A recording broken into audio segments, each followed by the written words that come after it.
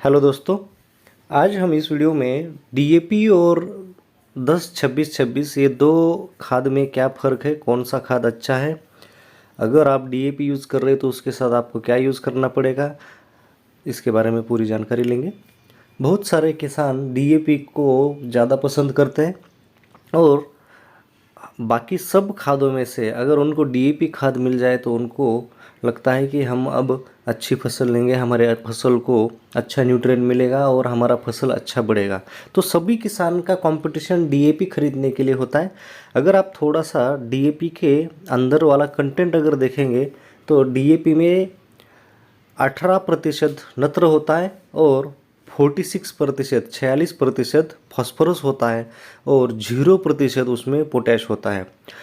और हमारे फसलों के लिए नत्र, स्फुरद, पालाश यानी कि एनपीके तीनों मात्रा अच्छी ज़रूरी है देना, क्योंकि उसी से हमारा उत्पादन अच्छा मिलता है। तो डीएपी में पोटैश 0 होता है और डीएपी के अगर हम प्राइस देखेंगे तो मार्केट में लगभग 1350 के आसपास अभी प्रेजेंटली 50 किलो का मिल रहा है।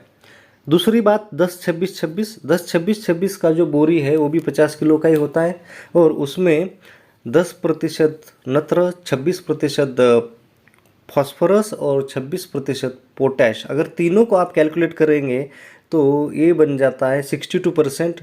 और डीएपी का अगर आप दोनों को कैलकुलेट करेंगे 18 + 46 तो ये आ जाता है आपका 64 के आसपास। तो दोनों में न्यूट्रिएंट जो है लगभग सेम ही है, खाली एक में पोटैश नहीं है, एक में फास्फोरस ज़्यादा है, यही है फ़र्क।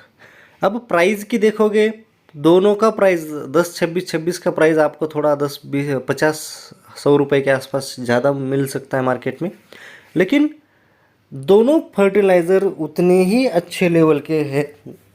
लेकिन किसान को डीएपी में पोटैश नहीं मिल रहा है, जो पोटैश हमारे फसल के ग्रोथ के लिए ज़रूरी है वो आपको 10-26-26 से इजीली मिल जाता है। अगर आप डीएपी की 2 बोरी 3 बोरी डाल रहे हैं तो आपको फिर म्यूरेट ऑफ पोटैश अलग से ख़रीदना पड़ेगा, वहाँ पे आपका खर्चा बढ़ जाता है। तो इसीलिए हमें डीएपी के जगह अगर 10-26-26 मिल रहा है तो आप ज़रूर 10-26-26 को प्रीफर करिए और 10-26-26 का इस्तेमाल आपके खेत में कर लीजिए। उसके साथ अगर एक 10-26-26 की बोरी है तो उसके साथ आपको एक और यूरिया की बोरी लग सकती है, तो आपको एक यूरिया की बोरी इस्तेमाल करनी है। तो इस तरह से आप डीएपी 10-26-26 का इस्तेमाल करिए। अगर डीएपी का आप इस्तेमाल कर रहे हो तो डीएपी के साथ आपको म्यूरेट ऑफ पोटैश ज़रूर खरीद के डालना पड़ेगा, तब जाके हमारे फसल को हर तरह का नत्र, स्फुरद, पालाश यानी कि तीनों न्यूट्रिएंट, मेजर न्यूट्रिएंट मिल जाएंगे